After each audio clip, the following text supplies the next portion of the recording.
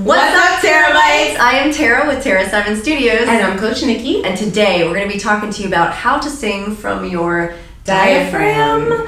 Yeah, okay, so from your diaphragm, that's a very elusive word for a lot of people, and including me for a long time, to be honest with you. So we have a lot of students coming into us with these questions too, like, how do I sing from my diaphragm? What does that mean? What is a diaphragm anyway? So why don't you tell us a little bit about what it is? Let's clarify for people what it is so that they can then know and separate the thought process. Okay, so the diaphragm is like a muscle, and it sits right here like an upside down cup, and it separates your lungs from the rest of your organs. Mm-hmm. So when you inhale, it involuntarily goes down, and when you exhale, it comes back up. Right. But it's involuntary, so you don't have control over it. Right. Unless you use your abdomen muscles. That's your remote control. Yeah. So when you engage your abs, you are controlling it coming up, and then when you relax them, you are controlling it going back down. Right. So that is how you have control over your breath, and you can sustain those notes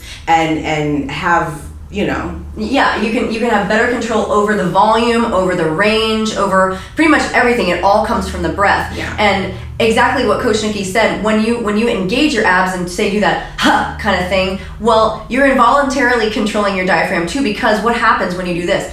Air leaves, and when air leaves, what happens? Your diaphragm moves up. But it's not like you said, okay, brain, let's move our diaphragm now. Like, try. I dare you. You can't. Yeah. It's unless you're breathing, your diaphragm is not moving. It's an involuntary action, and when the lungs fill up, the diaphragm's in the way, and so it lowers. When the lungs when the air leaves the lungs, the diaphragm raises. Okay, so we don't like saying really sing from your diaphragm a whole lot. I mean, sometimes I use it, but we really like saying, hey, use the abs to support your sound. Yeah, because or engage your core. Yeah, and that's so much more eloquent. Yes. Go, Coach Nikki, go. She's awesome. So you engage your core, and that way the diaphragm is also working by default because you're controlling the rate in which air is leaving your body, which, by the way, controls your volume, your range, your vocal agility, your vocal flexibility, your musicality, your intonation. Everything basically is air, okay? It's space and air, and we're not talking about space today, we're talking about just air, and so it's really kind of everything for your voice, all right? So we do this really cool exercise at TSS. It's called the hiss, and it really kind of shines a big, bright spotlight on your capability of controlling your breath or the lack thereof. Mm-hmm. And so what we recommend you doing is getting your phone with or a clock, any kind of stopwatch that you can. And you want to take first a nice deep breath in, and we're going to show you the difference between a chest breath and a low breath, what we call a front side back breath at the studio. And once that's been established and you know how to breathe deeply, we're then going to show you what a good hiss exercise sounds like. We're not going to do it for as long as we can because you'd be here for quite a long time. But you want to last for how long? Like probably anywhere from 15 to 45 seconds, I'd say on average, if you've never tried it before. Yeah. If you're a child, it's going to be around 15. For instance, my student, Angelica Hale, we're working on getting to 30. Like, we're so close, What are some of your students at? They usually start out around like 19 to 22. Okay, okay, cool. Yeah, that's respectable. I mean, if you can get up to a minute, you're doing great. That's a lot of measures to hold a note in a song, right? Mm-hmm. So let's talk about what the wrong breath is. I'm going to have Coach Nikki show you what a chest breath is. I'm going to put my hand right here, and you're going to see my hand move. Actually, stand to the side for me. There we go. Okay, so you're going to see my hand move when she inhales on this chest breath. Yeah. Now lower it all the way down, and now do a fast one. Yeah. So my hand is completely moving, and there's really not much going on here. Okay. Not just your hand though, but also my shoulders go up. It's totally true, and that's no bueno at all. Okay. Here is the example of what a front side back breath looks like from the side. Don't call me pregnant, okay? I'm not. No. I'm just kidding. She's not. She's evil. Okay, so you're such a brat. All right, so it's this, and I'm really all the way around. You totally just made my cheeks red. Oh my gosh.